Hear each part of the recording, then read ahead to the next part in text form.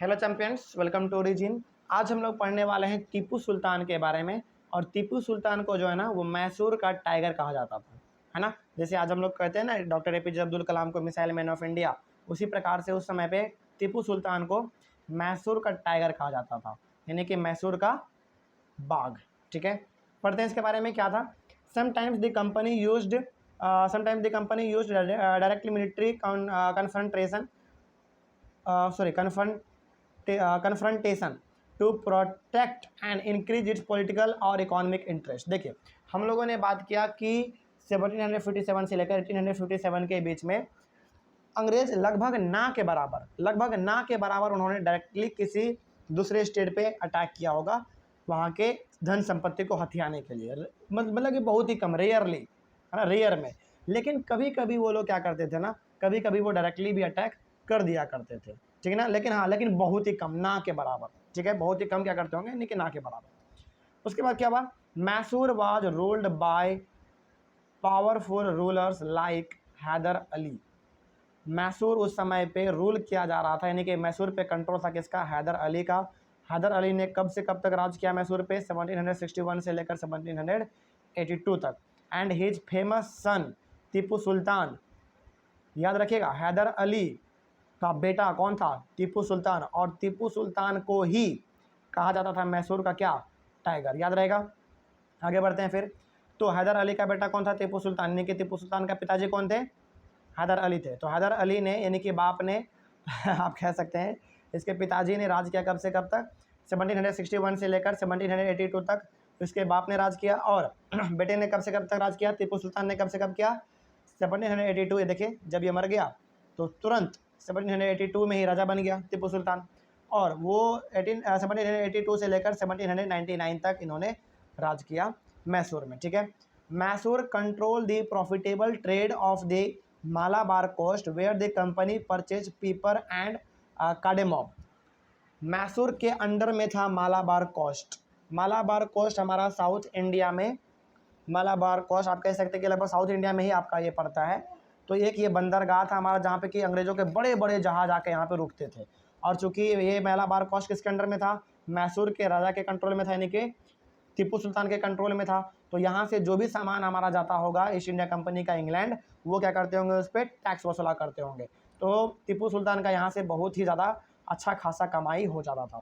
पीपर का मतलब आप जानते हो शायद, वो गोलकी होता है, वो काला तरह का होता है ना। कार्डेमॉम का मतलब शायद थोड़ा सा कुछ इलायची टाइप का होता है, वही चीज़ यहाँ पे लिखा हुआ है, आप इसका मतलब देख सकते हैं। इसका एग्जैक्ट मतलब तो हमको भी थोड़ा सा कन्फ्यूजन है यहाँ पे। मेनली आप कह सकते हैं कि दोनों मसाला है, क्या है, मसाला है।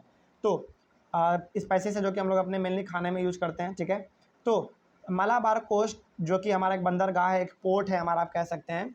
वहाँ पे बड़े बड़े जहाज़ लगा करते होंगे, अंग्रेज़ों के जहाज़ बड़े बड़े लगा करते होंगे। और वहाँ पे जो भी अंग्रेज़ अपने सामानों को खरीद के इंग्लैंड लेके जाते होंगे, उस पर टीपू सुल्तान बहुत ही ज़्यादा टैक्स लगा के वहाँ से टैक्स वसूला करता होगा। तो यहाँ से टीपू सुल्तान का बहुत ही अच्छा खासा कमाई हो जाता था। ठीक है, in 1785 Tipu Sultan stopped the export of pepper and cardamom and this allowed local merchants from trading with the company. लेकिन 1785 में टीपू सुल्तान ने क्या किया, टीपू सुल्तान ने एक्सपोर्ट रोक दिया, यानी कि इंडिया से जो हमारा पेपर या फिर कार्डेमॉम हमारा एक्सपोर्ट होता था, यानी कि जो कि हमारा यूरोप कंटिनेंट जाता था, उस पर उन्होंने पाबंदी लगा दिया, यानी कि उसको रोक दिया। और जितने भी हमारे छोटे मोटे लोकल मर्चेंट्स हुआ करते थे इंडिया में, उनको भी कह दिया कि तुम लोग अपने सामानों को अंग्रेज़ों के साथ नहीं बेचोगे। ध्यान से सुनिएगा इस चीज़ को। 1785 में टीपू सुल्तान ने क्या किया, टीपू सुल्तान ने पेपर, यानी कि पेपर और कार्डेमॉम, इसका इन दोनों का जो एक्सपोर्ट होता था, यानी कि यहाँ से जो इंग्लैंड जाते थे, इन पे इन्होंने रोक लगा दिया कि अब ये यहाँ से नहीं जाएगा। और जितने भी इंडिया के छोटे मोटे व्यापारी लोग हुआ करते थे, ट्रेडर मर्चेंट्स, उनको भी कह दिया कि तुम लोग अपने सामानों को अंग्रेज़ों के साथ नहीं बेचोगे। ठीक है, उसके बाद Tipu Sultan established a close relationship with the French in India and modernised his army with their help. अब आपको मालूम होगा, हम लोगों ने पढ़ा था कि इंडिया में ईस्ट इंडिया कंपनी के आने के पहले ही यहाँ पे 3 कंट्री और भी ट्रेड करते थे, जैसे हमारा पोर्टुगीज था, फ्रेंच था, डच था, है ना। तो टीपू सुल्तान ने उसी समय पे क्या कर चुका था, टीपू सुल्तान ने फ्रेंच का मदद लेके, फ्रेंच का मदद लेके अपने आर्मी को वो बहुत ही ज़्यादा मजबूत बना रखा था। यानी कि टीपू सुल्तान के आर्मी को सपोर्ट कौन कर रहा था? फ्रेंच के लोग सपोर्ट कर रहे थे, जो कि यहाँ पे ट्रेड करने के लिए आए हुए थे। ठीक है, आगे बढ़ते हैं फिर। The British were furious because both of them Hyder Ali and Tipu Sultan were very dangerous rulers. दोनों बाप बेटा दोनों बहुत ही ज़्यादा पावरफुल था। ठीक है, यानी कि जब हैदर अली था तो उस समय पे टीपू सुल्तान भी तो होगा, लेकिन टीपू सुल्तान राजा कब बना वहाँ का? तब बना जब हैदर अली मर गया। ठीक है ना, लेकिन ये दोनों बाप बेटा जो है ना बहुत ही ज़्यादा पावरफुल था, जिसके कारण अंग्रेज भी डरते थे इन दोनों से। ठीक है, आगे 4 wars were fought between Mysore and the company. 4 युद्ध लड़ा गया, 4 बार लड़ाई हुआ मैसूर के राजा यानी कि टीपू सुल्तान के बीच में, और यानी कि टीपू सुल्तान और टीपू सुल्तान के पिताजी के साथ मिलकर अंग्रेजों ने क्या किया? 4 लड़ाई लड़ा उन्होंने, 4 बार लड़ा। ठीक है, आगे क्या हुआ इसका result? Lastly the company won at the battle of Seringapatam. यानी कि टीपू सुल्तान और जो उसके पिताजी लड़ रहे थे अंग्रेजों से, 4 बार जो उनका लड़ाई हुआ, इस बैटल में भी टीपू सुल्तान हारा और इस बैटल में भी अंग्रेजों का जीत हुआ। वो भी, इस बैटल का नाम क्या रखा गया? Battle of Seringapatam. और ये सेरिंगापटम एक जगह है हमारा मैसूर में, वहीं पे ये लड़ा गया होगा, इसीलिए इसका नाम पड़ गया बैटल ऑफ सेरिंगापटम। जैसे बैटल ऑफ प्लासी क्यों? क्योंकि प्लासी में लड़ा गया। बैटल ऑफ बक्सर क्यों? क्योंकि बक्सर में लड़ा गया।